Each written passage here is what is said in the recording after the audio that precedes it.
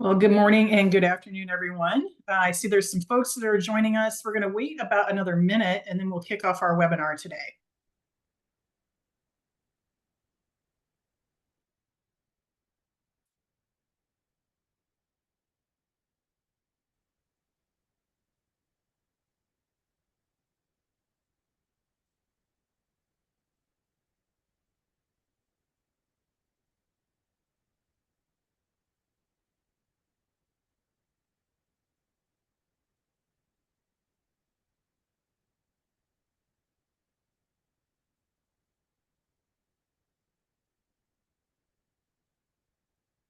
Okay. Again, good morning and good afternoon, depending on where you are around the globe. So today we're going to have just a jam-packed webinar, conversation, whatever you would like to call it today. I'm really excited about this. So I'm your host, Stefanie Hoover. I'm with Loss Prevention Magazine. Today we're talking all about body-worn cameras, and we're having a couple of guests on with us. So David Pardoe is head of profit protection with The Works, and we're going to learn all about The Works and hear a little bit more about David here in a bit. We've also got Keith Aubele, who's a veteran of the industry. Was a former Walmart and Home Depot loss prevention executive. And we also have Jack Ashton, who is with Reveal Media. He's the VP of Strategic Development with Reveal. So the last time that we spoke with Reveal was back in March of 2023. And they had a retailer from the UK on, and they talked about all their successes with body-worn cameras. It was a great webinar. We had a lot of questions come in because people are very curious about this technology. And now we have an update. So David Pardoe, like I said, is with The Works, and he's going to be talking about more successes in the UK and the benefits, and we're going to explore the case study with their rollout that they had. So today we're going to cover ways that body cameras can be used, all the benefits, some common misconceptions, and how challenges to their deployment can be tackled from the retailer perspective and the eventual impact. So here's some housekeeping. The webinar will be in a conversation format. We're not going to be doing a whole bunch of PowerPoint and things like that. And we're also going to be opening up questions and polls throughout. So this will kind of be a participation from the audience type format. We'll take questions live during the webinar and we'll also take questions at the end. And just as a little side note, Reveal is offering free trials of this technology, and we'll cover that at the end of the webinar as well, and provide details on how to connect with Reveal for those who are interested. Okay, so with that said, let's dive into this case study from The Works and with Reveal. And I'll start off with Dave Pardoe. Dave, can you give us a little bit more about your background? Yeah, absolutely. So it's certainly afternoon here in the UK. So good afternoon, everybody who's joined the call today. So I'm the head of profit protection for a retailer in the UK and the Republic of Ireland called The Works. I've been in the industry now for probably coming up to around about 40 years or so. The Works are a small box retailer. We currently trade out of round about 525 bricks and mortar locations across the UK and the Republic of Ireland. These are small box locations, probably employing round about 2.7 full-time equivalent members of staff. With small goes a level of complexity and challenge that we probably don't see within some of the bigger box retailers. And The Works actually have a strapline, which is about the provision of learning, reading, fun and games. So we are, as I say, small box retailer, probably lower price point retailer. We're not ashamed of that. That's very much our USP. And we actually sell, it's predominantly games, jigsaws, books, collectible cards, quite an eclectic range of gifts that fall within those key product pillars. Well, it sounds like a very interesting format. And I think there's a few retailers that might be able to identify with that, right? Smaller format. So in my mind, I'm automatically thinking, man, it sounds like a great place to shop. It's children's books, fun games. Why in the world would someone be coming in there being aggressive or being violent? Can you talk a little bit about that experience? And I think to talk about that, we've got to go back to 2020. We've got to go back to the global pandemic, as so many retailers do when they're asked this type of question. The UK saw all non-essential retailers So really retailers other than food retailers were classed as non-essential, and they actually closed the doors around about March of 2020, and they reopened in November 2020. They then closed again, and they fully reopened for business in July of 21. And during that period, I was working with another employer, a larger employer with over 1,000 stores. And we were keeping a close eye on some of the experiences through that period with food retailers. And in food retail in the UK in that period, we saw this dramatic increase in aggression towards our retail colleagues. And it was thought at the time that the reason for that is that we were being forced to queue, we were being forced to wear face coverings. There were all these quite draconian restrictions that were being placed upon us as a society. And it was thought that that aggression was the byproduct of that. And it was suspected at the time, and I was as guilty of this as anybody, that once we resumed normality, in inverted commas, as a society, we would actually see the same dramatic decrease, we'd see the same dramatic decline in the way that retail colleagues were being treated. And boy, did I get that one wrong. Because all we saw from reopening in July of 21 is just this dramatic increase in both the levels of acquisitive offending, and there's a lot of stats that actually evidence that, and I'm happy to touch on some of those later on. But we also saw just a level of general abuse and aggression being directed to our colleagues. And some of those stats are staggering. So the British Retail Consortium, they actually produced an annual report. And the report that came out a few months ago, the forward from that, from their chief executive, says that the pandemic gave people a rationale to actually normalise the most horrendous levels of abuse and violence against retail colleagues. And that's such a stark forward to any report. The report that then goes on to say that the members of the British Retail Consortium, key retailers within the UK, collectively reported over 1,300 incidences of aggression and violence each working day within the UK. Now, that alone is quite an isolated statistic. We need to look further back than that. You go 12 months back, that 1,300 was 870. To go 12 months even further back, so we're now 3 years back, that 870 was less than 400. So that gives you just an idea of just some of the staggering increases that we've seen in terms of violence against retail colleagues. We are not immune from that. As great as our product offering is, as designed as it is to entice young families into store, older retirees into store, we've certainly not been immune from that. And we're also faced with a stark reality that less than 8% of all those incidences result in any form of criminal intervention from a legislative, from a prosecution perspective. And we're also faced with the fact that those figures are probably staggeringly underreported as well. So the picture's probably even worse than that. So like retailers globally, we are facing a really dark period, I believe, colleague safety, inquisitive crime, and policing, and just societal responses to that. Yeah, some of those statistics are mind-blowing. Absolutely.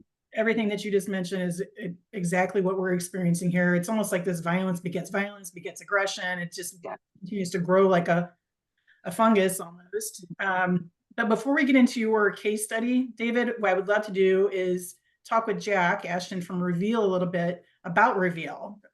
Jack, can you give us, I know you guys were founded back in 2002, but can you give us a little bit more background on Reveal? Sure. Hi, everyone. So Reveal have been making body cameras for over 15 years now.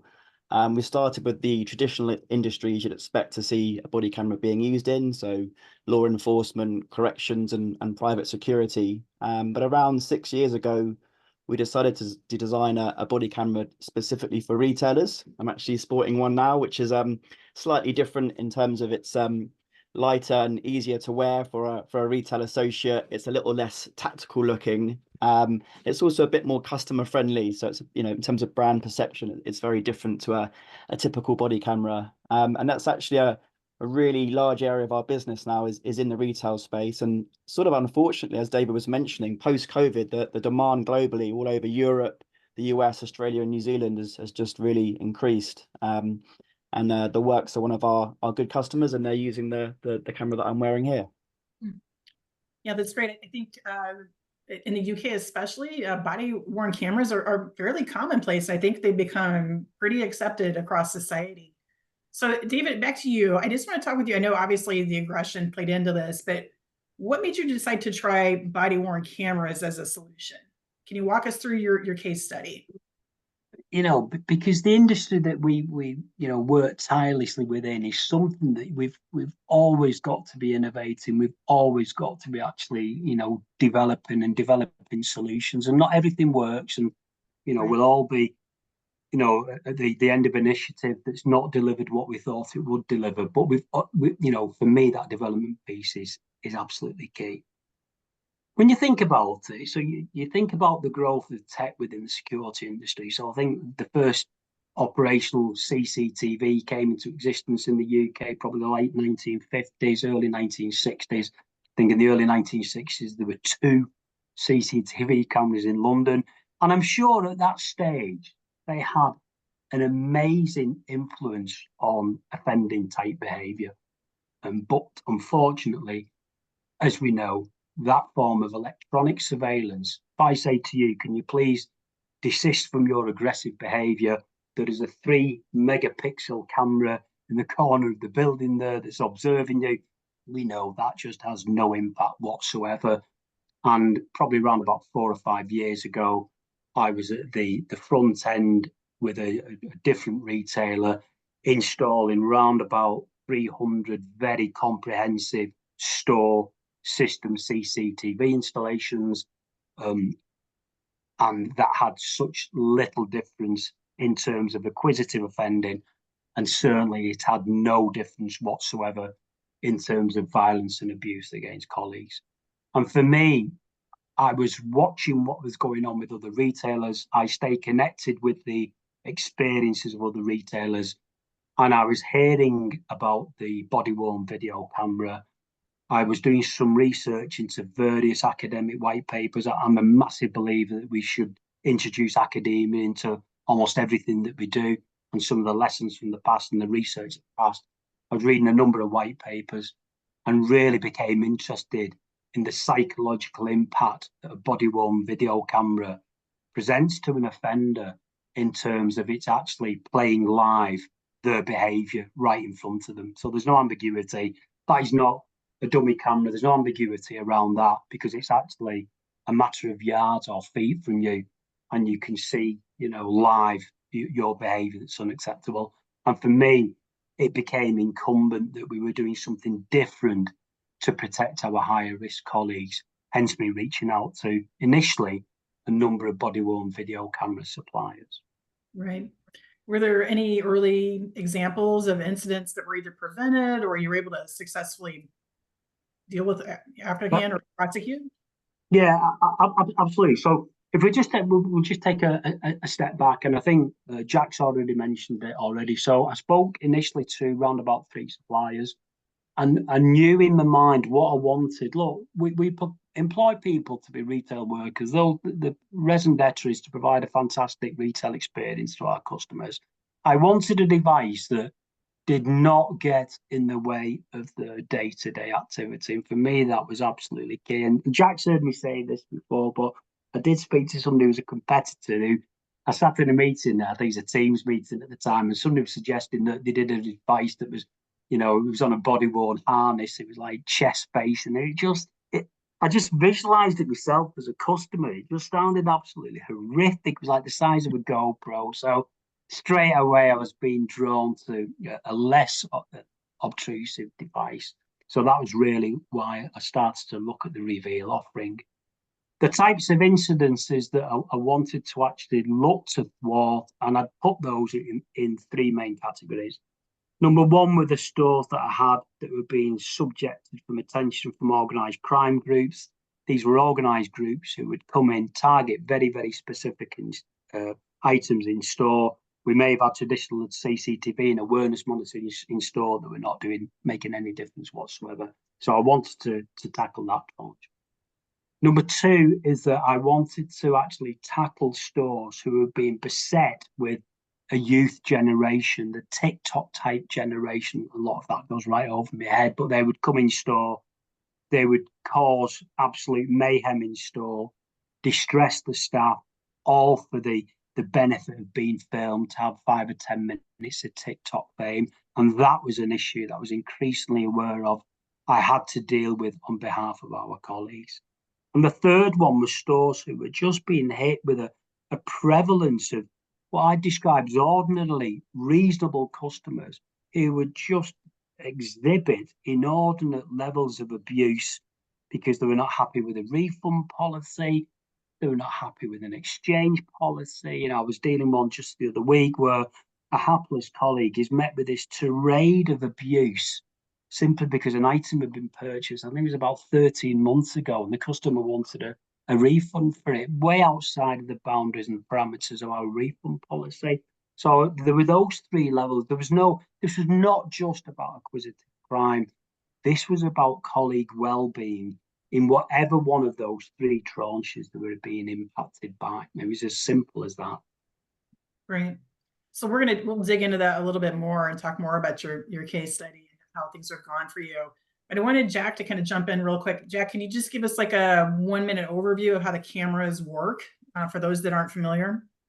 Sure. So it depends on the use case. So, for example, this camera might be used by an asset protection specialist that's a bit more overt and a bit more tactical. But if we talk about David's use case, where it's been worn by associates, effectively they'd have a smaller camera like this. They'd pop it on their uniform. I'm using a magnet to mount it, so nice and light and easy.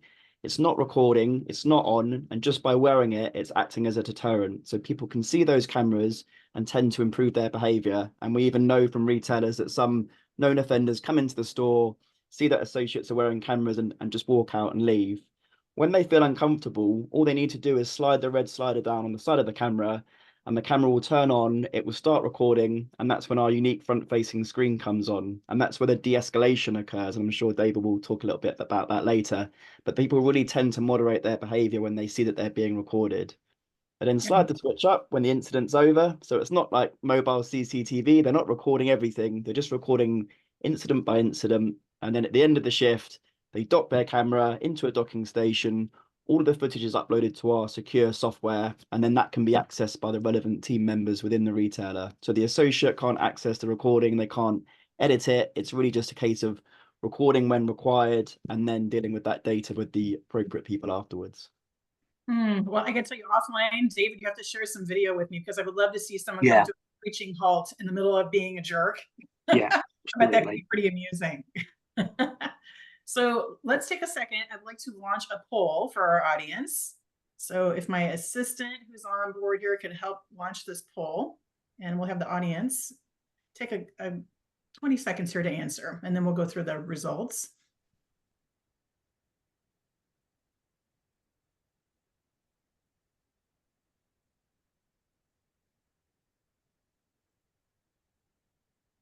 Okay, and whenever we're ready to show the results, you can go ahead with that.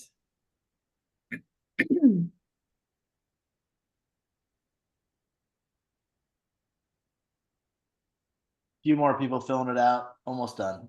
Okay. Hopefully everybody can see that on screen. Sometimes if you have it minimized, you can't see it. I think this is a technology a lot of folks would be super curious about. So what are our results? Okay. So hopefully the folks that are not sure, we can give some more information here and we can take them up to the yes, we're curious. Let's go ahead and close that poll. Okay, so let me switch it over to Keith. Keith, you've been around a long time LP professional. Why do you think the problem of aggression continues to grow in the US? Is it like we were just talking about with David? Is it just this disease basically that won't stop? What do you think is going on here? So to David's points, and David brought up some incredible points in regards to the pandemic and how everyone has reacted post-pandemic. And everyone on this webinar right now that's in a loss prevention role, and Stefanie, you spent 30 years in loss prevention as well, could answer this question. And I hope everyone believes that these answers are pretty much on point. First one that I've noticed in the 40 years that I've been engaged in this practice is the degradation of societal norms. We see society headed down a path that I believe is not the exact direction that we should be going in. And that's starting to overflow in about everything that we do from a society. And one of those is utilizing shopping and retail locations. And you're seeing behavior that you wouldn't have seen 20 or 30 years ago. The second, when you compound that with redacted and reduced prosecution and essentially a lack of enforcement for those types of activities and abuse that David talked about and that we see here in the US retail world, that compounds the fact that there's a lack of consequence. So therefore, the actions that these folks are engaged in becomes repetitive action because there's nobody to drop the hammer and say, look, this is wrong, and we're going to arrest you for this, and we're going to prosecute you for this. We're not just going to tell you to leave the property. We're not going to issue a summons that essentially is worthless. And finally, I think the next biggest point, and David touched on this as well, is organized retail crime, which is a pervasive cancer in our industry, is growing by leaps and bounds. It's such a profitable business that individuals engaged in ORC are having to get more aggressive as they take over others' territories. It's almost like envisioning the gangs that you see in foreign countries that aggressively fight for territory and become more aggressive in their tactics as they advance through the profit process. ORC is no different, and we're experiencing that here in retail today. So if you think about this problem, and I do see some changes starting to happen with prosecution and law enforcement, like maybe the pendulum is maybe coming back. But if we leave this problem unabated, or if retailers do nothing, how could this affect shrink and margins and so forth? One of the greatest things that I get to do is consult in regards to large corporations and give them my advice on projections for the future. It's important when they're working with analysts and trying to determine what profit margins are going to look like and what the future is, what's the horizontal perspective. And in every instance, I believe shrink is going to continue to rise. We've seen the combined shrink and loss over $1 billion based on the reports from the University of Florida. That doesn't even take into effect the risk management costs and the safety and accident costs, which, by the way, the reveal body-worn camera is an incredible deterrent to associate risk and safety. Therefore, it would impact those numbers. But overall, these numbers will continue to rise, and I can foresee a $2 billion challenge within the next 5 to 7 years if we don't have stronger prosecution and tools in place. So, and if we even think of beyond, the ORC and the retail crime, we have heard recently, California has passed some legislation regarding workplace violence training and prevention plans even. And this is coming very soon. How would body-worn cameras play into this, if at all?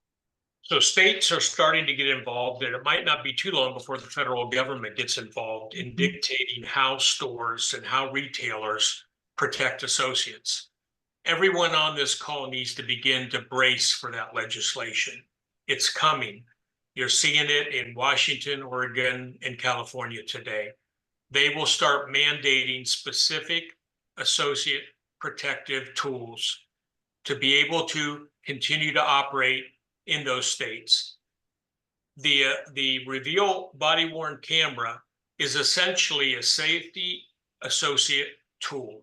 It's a device that's been proven to put that associate in a greater and safer environment and situation. It's almost like a protective shield, and studies prove that out. So it's just another tool to add to the toolbox to help fight this legislation, or I should say conform to this legislation, so that you can keep the doors open and the lights on. Agreed. Yeah, I think it's coming soon, and this would be a great way to stay ahead of that. So I want to get into the benefits a little bit of this technology, and back over to Jack. Jack, in your experience, why do you think body-worn cameras have been so effective against this rising aggression that we're seeing?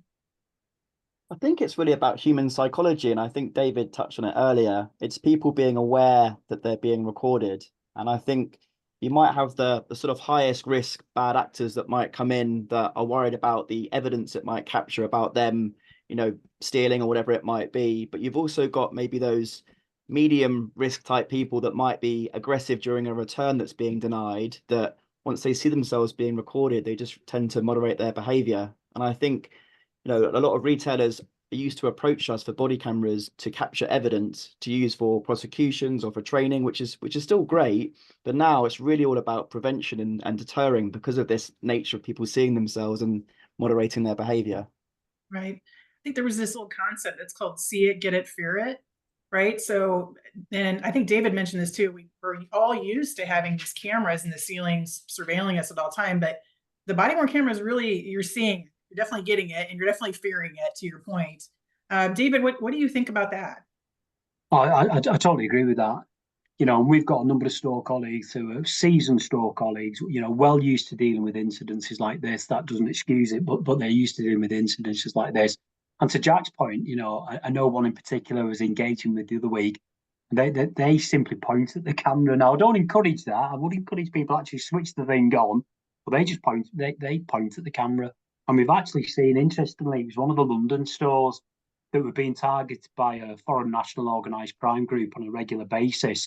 And they actually came in and were spotted coming in store.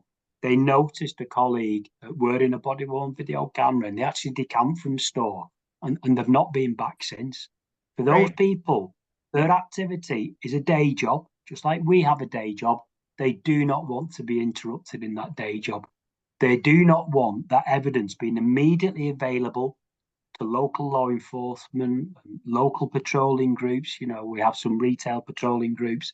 They don't want that footage being immediately available. They do not want the rest of their day being interrupted. So they decamp from store. So we've had a whole range of incidences that have been thwarted. The key thing is, again, with a completely different level of motivations. It wasn't all acquisitive crime. It may have been youths coming in intent on causing issues. The body-worn video camera, we've probably over a dozen now incredibly compelling real-life case studies where we've seen offences that have just been nipped in the bud and just thwarted. And we've seen, more importantly, potential offenders decamp from store. And to Jack's point, that's exactly what we want. The primary driver for this is not an advanced prosecution tool, evidence management tool. It's to keep that colleague safe, so they go home at night, at the end of a shift, safe and secure to a family, and they feel that the employer's done everything in their power to look after them. Yeah, these ORC groups definitely want an easy target. They don't want friction on their experience, right? It's kind of like the customer journey. They want a frictionless experience when they're stealing too. So you mentioned your three groups, right? So Jack, I'm just curious, are you seeing any other unexpected benefits or side benefits of the tech?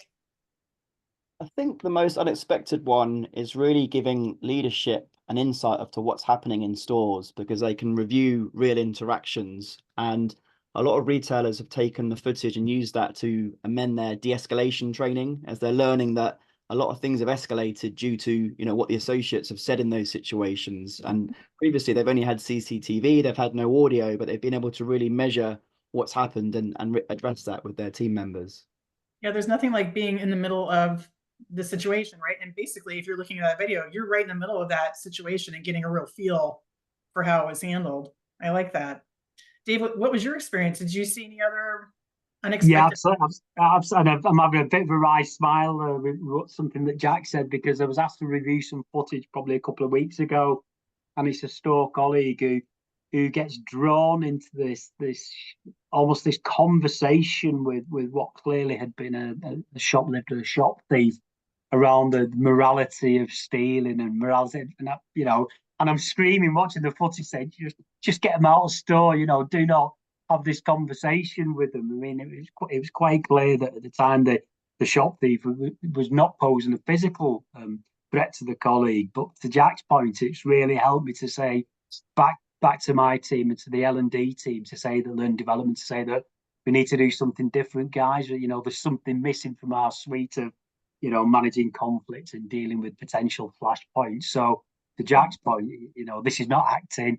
You know, these are real life scenarios. So the actual product is just so valuable to say and reflect on me as a person to say, you know, what could I done better to educate, you know, that disparate, geographically dispersed workforce to deal with these things in a more proficient manner.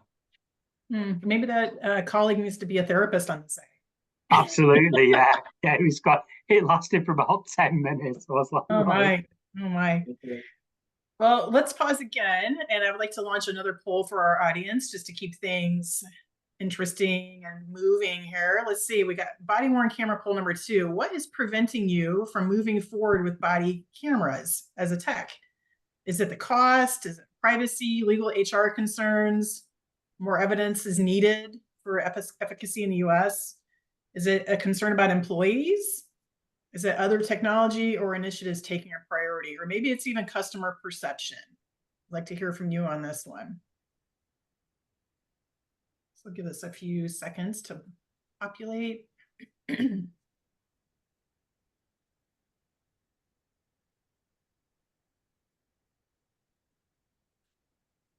then just let me know when it slows down and we'll close it.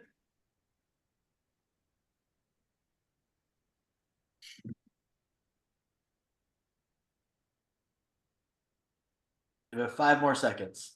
Okay.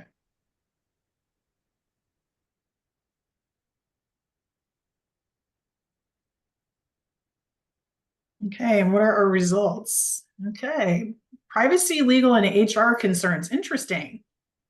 Okay, well, we're definitely going to talk about that. So hopefully we can help you all get over those hurdles when you're talking to HR and legal. So with that, Keith, I'm going to ask you, what are some of the common misperceptions that you hear from retailers about body-worn cameras? There's a few, and they are misconceptions, so I appreciate you highlighting that. Yep. The first one is that it'll actually increase hostility in aggressive encounters. And all studies that have been done by Reveal and all the tests and trials that have been done indicate that it's exactly the opposite. So that's a misconception.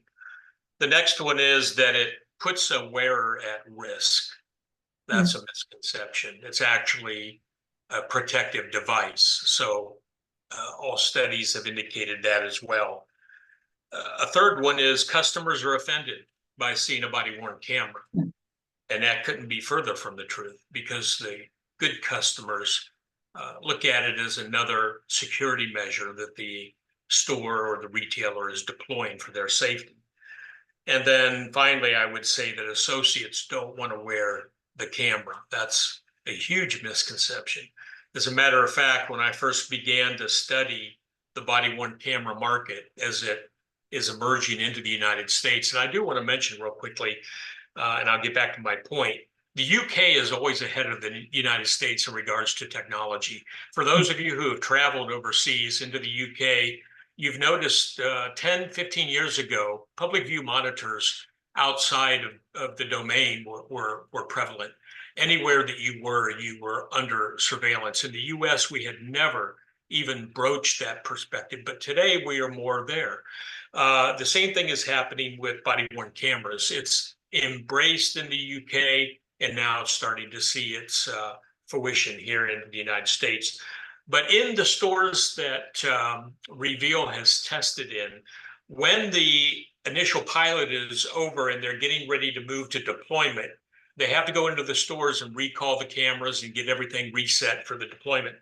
In every single situation, the associate says, please don't take my camera away from me. Please give it back. Can I buy it? So that's a true indicator on what the impact is for the associate. And that's happened here in the US as well in the tests that Reveal has done in the US. Yeah, I would think, especially, and there's a lot of stores like this that have one employee on duty, maybe two on duty, and then, the second person could be back in the stock room or helping a customer. If I was in that situation as an employee, I would love to have this tech. It just increases that feeling of, safety, as we've been talking about this whole webinar. So David, what challenges did you run into when you started your role out? Did you run into any of these myths or misperceptions? Yeah, of course we did. So it's going to be used to covertly record my interaction with a customer. I'm going to be subject to HR conduct action on the back of this. It's going to inadvertently record me at moments I prefer not to be recorded in. So, but on the whole, I would say that for the proof of concept and going into the enlivened state, colleagues were just so relieved to see the employer actually doing something that was just so visible and proactive on their behalf. And I've touched on this previously, and Jack will have heard me say this before, but I've been in this game long enough that back in the days, I'd go into store suited and booted. I apologise for being a little bit more casual today. And store colleagues, particularly young store colleagues, would tell you the things they thought you wanted to hear. So how's things going? Yeah, everything's great. It's fine. It's fantastic. That's changed, particularly with the Gen Z generation. If I walk into store now, colleagues will tell me the way it is, and they do not shy away from being really demanding in terms of challenging. What are you as an employer, the senior representative of an employer, doing to actually support me? And whilst colleagues will always leave us, and we suffer in some locations with attrition of, it could be up to 50% in a 12-month period, and colleagues will always leave us to potentially to walk around the corner and earn another 50 cents per hour. Don't forget, colleagues also leave us because their perception and belief is that we as an employer do not care about them and do not do everything in our power to actually keep them safe and secure in the workplace. So for me, the proof of concept piece was an absolute delight. Like we've touched on previously, I have tried to land things that haven't been so successful. I'm big enough to actually admit to that. But this was just an absolute joy. There was one store that I intervened with on a personal level because there was some disquiet around these myths and rumours. Every other store. My main concern, to be honest to everybody, is if the proof of concept didn't get signed off for whatever reason, I just wouldn't get these devices back off people. I think I'd have been pain revealed for them personally, because colleagues were making it quite clear after a week, after 2 weeks, that these devices were a staple to the day-to-day operation in that store as an EPOS system or a handheld terminal that we'd given to count stock. It was a staple device that was required in store. That's great to hear. So did you feel like just that really clear communication up front was one of the biggest ways to overcome these hurdles? It was. And also working with Reveal as well as a supplier, look, if I can take a legitimate shortcut, if somebody can make my life easier, look, business life is difficult as it is. So if somebody can say to me, look, Dave, we've got off-the-shelf training, we've got off-the-shelf learning development materials that you're more than willing to use, and we're more than happy for you to use that. I will seize that opportunity.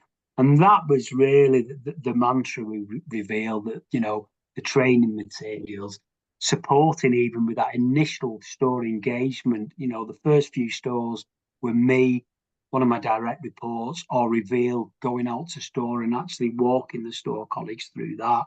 Reveal did the first few handovers to store colleagues. We recorded that. We then weaved that recording into some further L&D materials to give to other stores that were rolling out. So every step of the way, it was a real partnership. And I've heard that said before by suppliers, like everybody on the call, there's not a day goes by when I'm not contacted either directly or by email by a supplier. But when suppliers talk about a real partnership way of working, then Reveal just nail that through the POC and continue to nail that now that we've gone into an enlivened state as well. Excellent. Well, we've got some great questions that are coming in, and I just want to pause real quick and get to some of these. This is a really great question. So Carmen Dubose is asking, if an incident were to occur and your suspect were to take that body-worn camera from the employee, like snatch it off of their lapel, Are the cameras GPS? How could they be recovered? How could the police get to that suspect? What happens to the video? I think that's a great question, Carmen. Sure. So first of all, everything's encrypted on the device. So if they were to take that camera home, they were to plug it into their computer or try and dismantle it, they would never be able to access those recordings. So nothing's going to end up on YouTube or anything like that. The camera has to be docked to a specific docking station where the videos go into the software that we provide to the retailers. In terms of GPS, some of the units do have GPS, so you might be able to locate it that way. I'd guess if an offender was to grab a camera, I'm not sure if they would keep it on them for too long. So you might be able to locate it that way. The more simple devices, such as the one that I'm wearing now and the one that the works have deployed, that doesn't have any GPS technology, so you wouldn't be able to locate that if it was taken. Okay. Okay, great. Well, there's another question. So what are some considerations that have been taken when the person who's wearing the body-worn camera is a third-party security vendor and not an employee? Any thoughts on that? I think we have customers that have that relationship with the retailers, and the main consideration is around the sort of data processing agreements. So we have some retailers where the third-party guard might wear the camera, but the footage gets uploaded to the retailer's own software. And likewise, we might have some where the third-party vendor controls that software and then has an agreement with the retailer to share footage back, and there's sort of pros and cons of both. So that's the main thing that needs to be nailed, and we can offer advice on that if needed. So that could be worked out pretty easily, I think. Mm-hmm. So here's another one. How about privacy considerations? I know we were going to talk about that. And actually, that was my next question for you too, is what are some of the misconceptions around that? I think people confuse body-worn cameras with facial recognition. Can you talk about that? Sure. So really, facial recognition in the retail use case that we see is that you might have a CCTV camera that is scanning everybody's face as they come into the store, and then comparing that to a watch list of known offenders or people of interest. And obviously there's some great benefits that retailers can gain from there if they know that somebody's coming in the store that they might have a bad history with. The slight challenge around that is the complexity around the sort of privacy laws in processing of biometric data. And obviously that can vary from country to country, and in the US's case, state by state. So it's a lot more complicated to navigate. Really, from a body-worn perspective, it's very similar to CCTV in that it's just recording video and or audio, and it's really on an incident by incident basis. So really it's less intrusive than CCTV in some ways because it's not recording the whole time. I think the main thing that retailers in the US have to navigate is obviously the two-party consent laws around audio. We have some retailers that choose to disable audio in those states, and others that have successfully been able to navigate that by putting really obvious signage at the entrance of stores stating that video and audio is being recorded. And that sort of removes the implied expectation of privacy. And then there's also things around the technology in the sense that you have to control who can access the recordings. You have to control how long the recordings are stored for. And of course, the device needs to be encrypted. So the solution covers a lot of that as well. Great, thank you. So this question's from John Hassard. So what are, and probably this is for you, David. So what would be some best practices for the storage of this data? Who has access and how long does it get maintained? So my answer to that is we get it off-site. So it simply doesn't remain on the device, doesn't remain on site. It's absolutely impossible for a colleague to either deliberately or inadvertently replay a recorded incident, capture it on their own mobile phone. The next thing is we see it on Facebook, we see it on TikTok.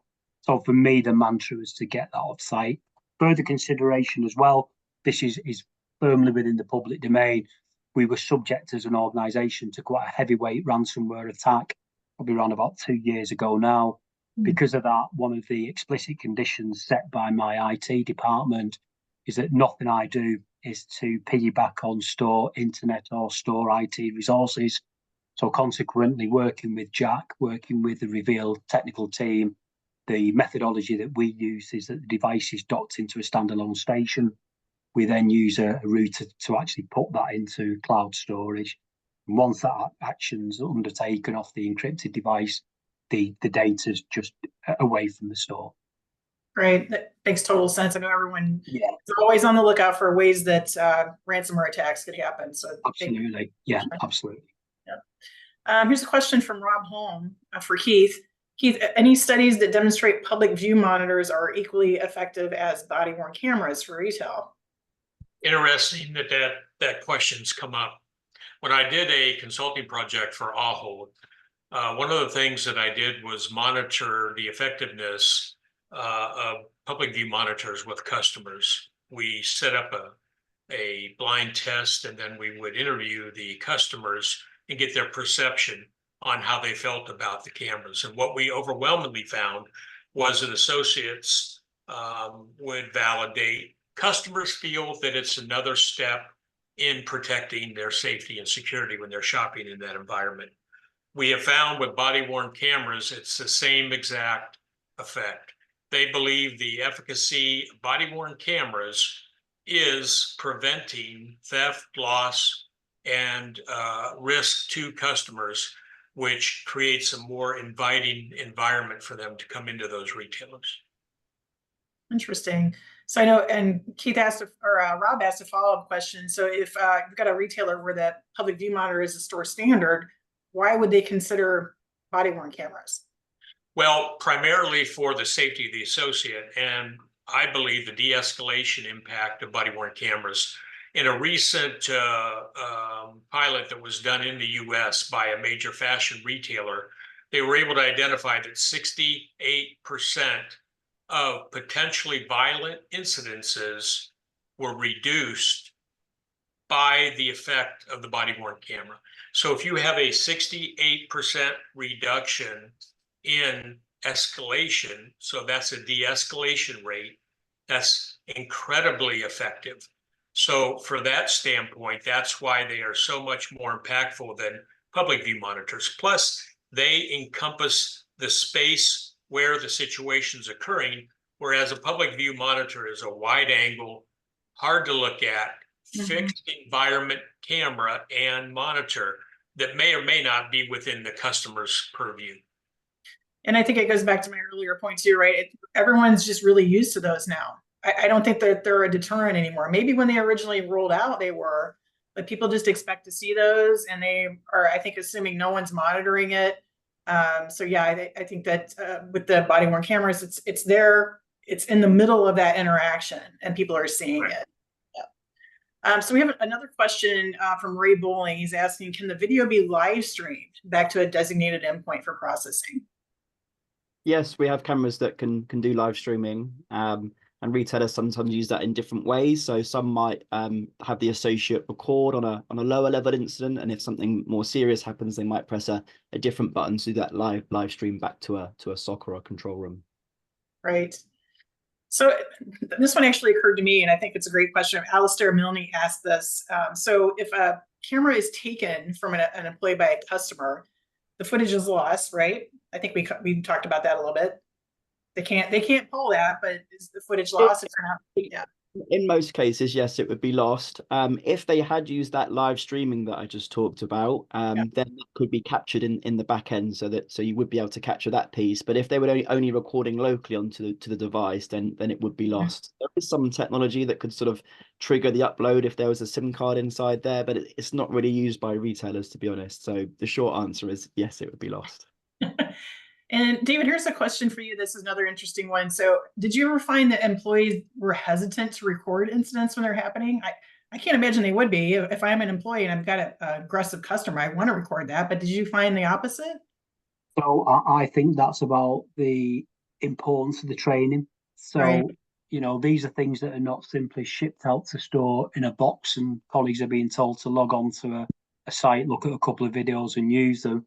It's about actually doing that face-to-face interaction with colleagues, giving them a formal choice of words to use when they are switching the camera on, but then actually encouraging them to come up with their own use of words and their own phrases to actually use. You know, I fear for my safety now, I'm recording this, it's recording live, so on and so on.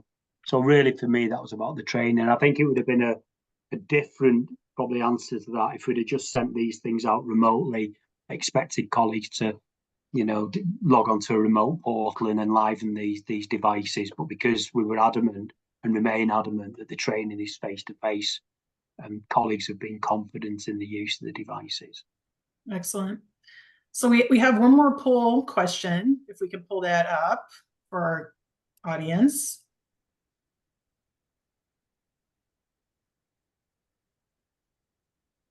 Oh, are we having technical difficulties? There we go. So what is the biggest security challenge you're currently facing at your stores? Is it organized retail crime, violence during criminal acts, shoplifting that would be considered non-ORC, e-commerce fraud, or other?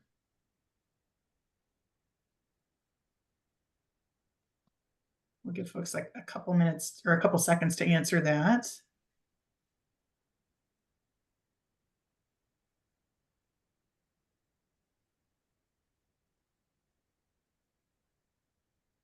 There are 5 more seconds. Okay.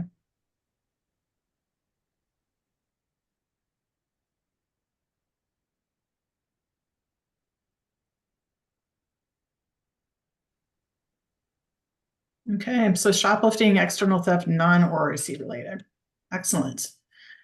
Okay, so I just wanted to get back with David really quick. So before we come to the end of our time here, what are some of the lessons that you learned from your trial of or POC of this product? I think, in all honesty, it's probably a route I should have explored sooner rather than later. Right? Where was this 20 years ago? Yeah, no, absolutely. And just to touch on a point before I fully answer the question, just to touch on a point, let's not underestimate, and Jack's touched on it, I touched on it, the psychological impact of that device. And again, I was having a smile when Keith was talking about public display monitors. I had another initiative that didn't work so well. Now they were public display monitors were one camera, the public display camera would have some form of AI capability. So we would put a watch box around an individual walking in. It's meant to feign that there's some form of advanced facial recognition going on. It's not really, just a green box around the face. As that was being installed and made live by the engineer, somebody asked him to move his ladders to get to a display, and they promptly stole the products right in front of him and left the store. So it wasn't my best success story. But to go back to the proof of concept piece, other than probably starting the journey sooner, you know what, there's nothing to change with that. And that's not because I'm bereft of any ability to self-reflect. It was just such a resounding success. We did a safety survey before implementation, i.e., how do you feel about safety in work? How do you feel about the employer protecting work? We did one after installation and a period of proof of concept. The uptake was absolutely staggering. The increase in well-being was absolutely phenomenal. And I just see the incidences that have been thwarted. There was one store that was a little reticent to actually embrace the initiative for whatever reason. And even they now are using that initiative. And again, I saw a report come through the other week. They've activated the device. Offenders have decamped from store. We don't want these people in our retail environment. They play no useful part in a retail society. And this device is just absolutely, it's commendable in the psychology that it triggers, and people are leaving store. Right. And are you expanding with this, David? Yeah, absolutely. Yeah. Right. I've had a couple of conversations already with Jack's boss around it. So yeah, we are. Yeah. So we, like we all do, will this go into every store in the UK and Ireland? Probably not. Will it go into our what we designate higher risk stores? Yeah, absolutely. And likewise, we're at the start of our new financial year, and there's an amount of budget there that's been signed off by the C-suite to actually support a sensible rollout into further high risk stores across the estate. Great. That's awesome to hear. So, Jack, are these results pretty normal? I'm really curious about some of the tests that you're doing in the US as well. Yeah, absolutely. So I think when we had our last webinar with you, we were really at the early stages of US deployments, and now we're starting to get those early results.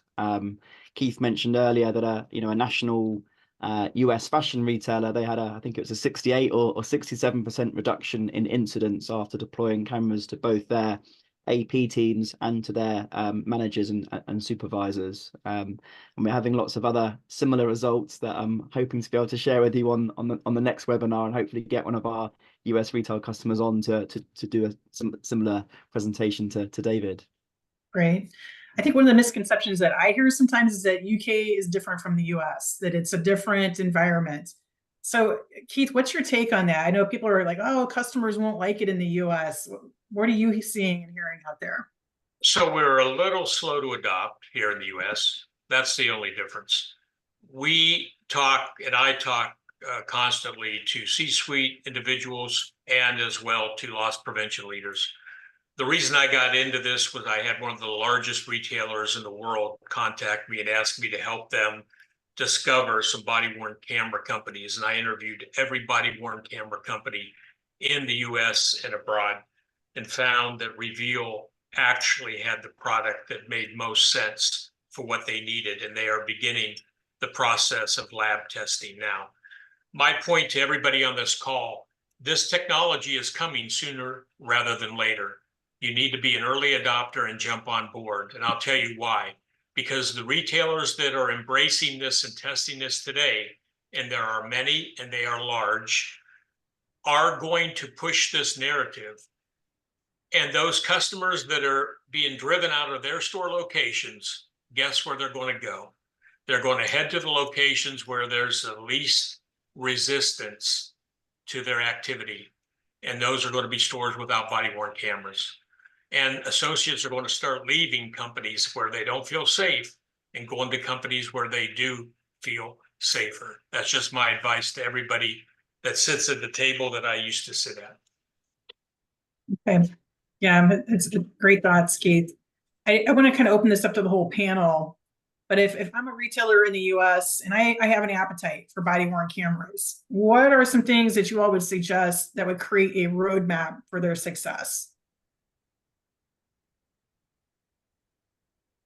I'm happy to maybe jump in.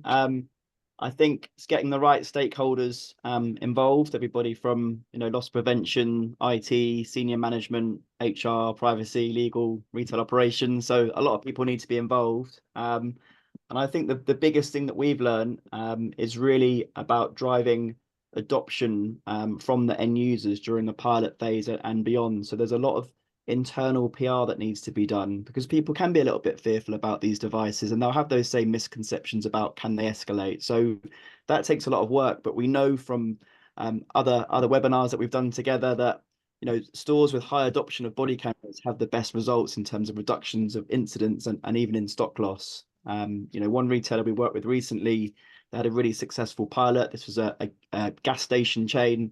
They then went around and interviewed those associates that were wearing the cameras and got snippets that they could then use for their wider rollout. So that adoption piece is really key. Yeah, real life stories are always a huge hit, right? Like the C-suite, I'm sure, can identify with those real life stories when they're told. David, anything you would suggest for a roadmap to success with this? But I think to Jack's point, so it's around that really firm stakeholder engagement so that everybody's absolutely on the same page. But for me, when you break it down, and I know Jack, no doubt you'll talk about the proof of concept piece, but that is a frictionless proof of concept.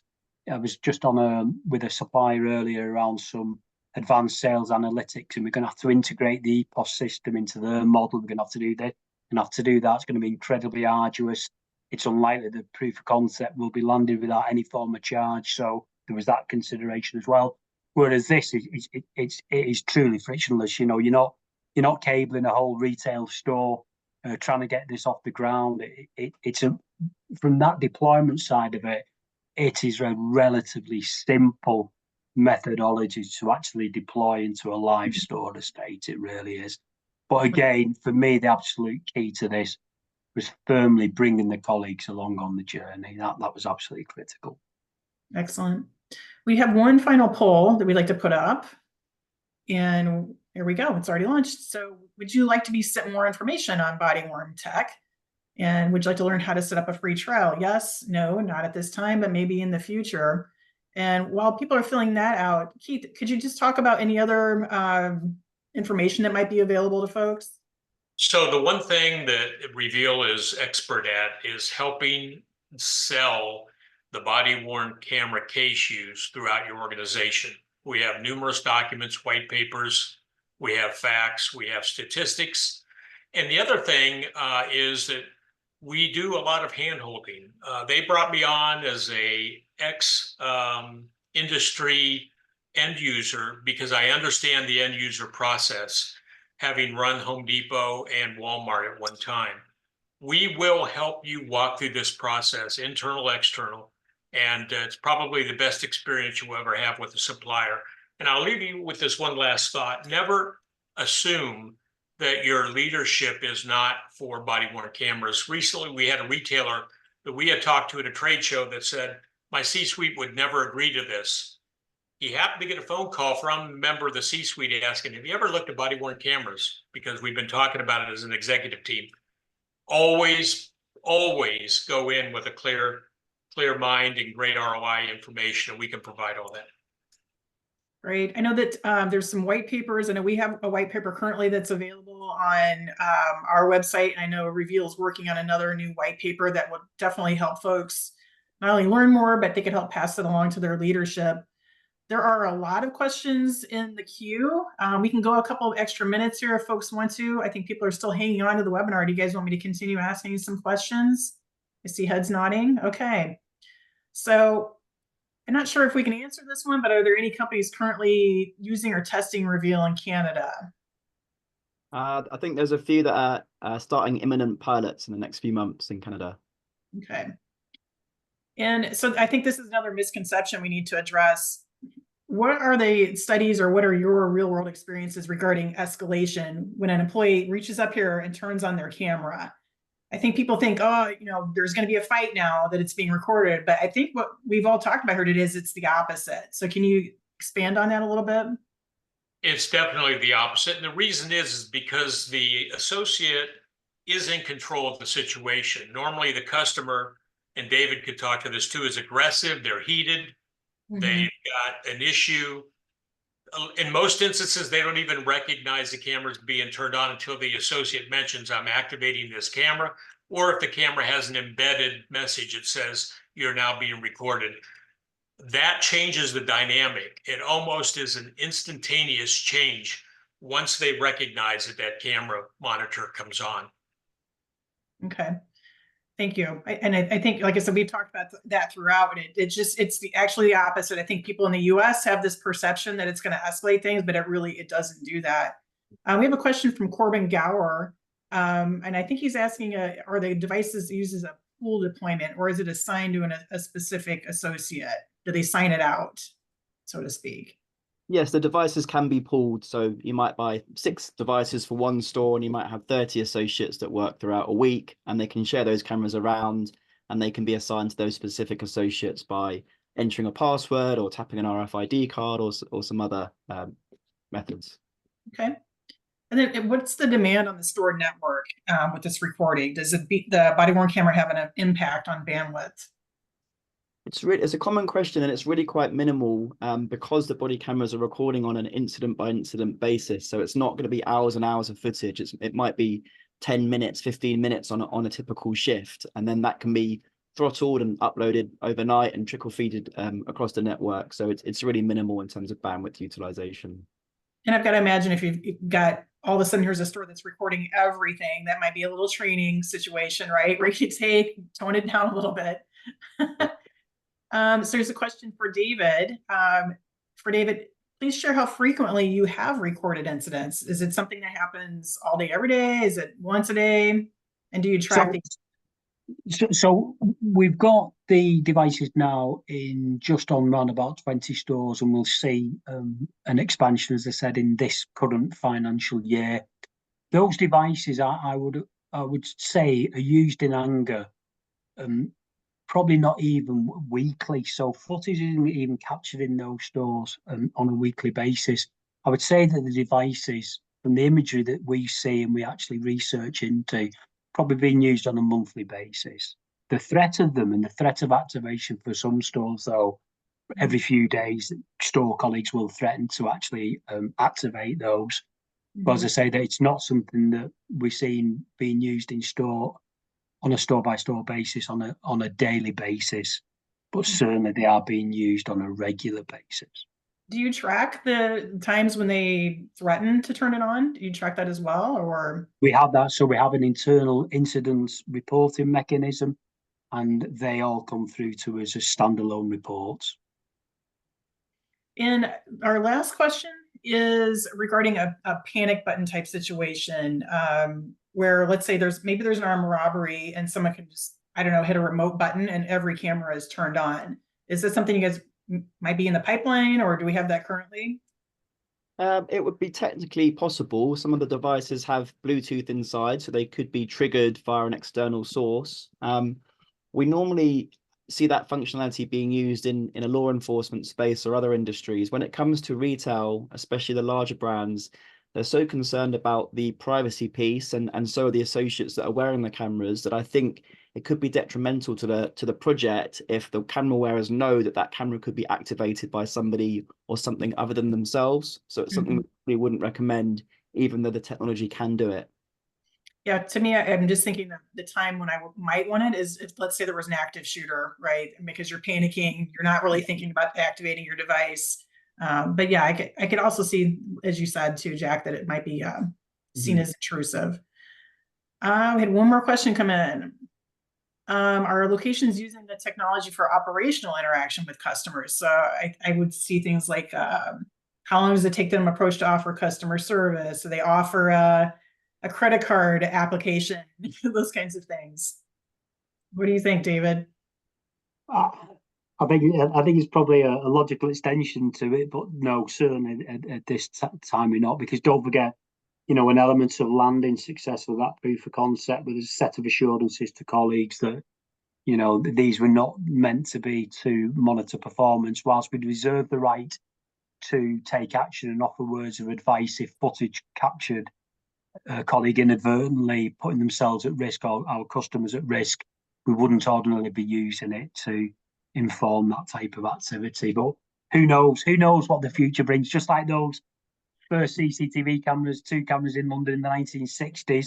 Who knows what we'll be talking about the application in the next decade? Anything's possible. Great. Well, that's a great way to end this webinar, I believe, because who knows where we'll be going. But I think that this is definitely a technology that's here to stay. And so on screen right now, we do have a QR code. So if anyone is interested in learning more about this technology, I do believe that there are free trials being offered as well from Reveal. So please use this QR code. If you have more questions, I'm sure the Reveal team would be happy to answer or put you into contact with Keith or David as well. So yes, with that, I just want to thank my panel. You guys were great. Awesome job today. And stay safe out there, everybody. Thank you. Thanks, everybody. Thank you. Thank you.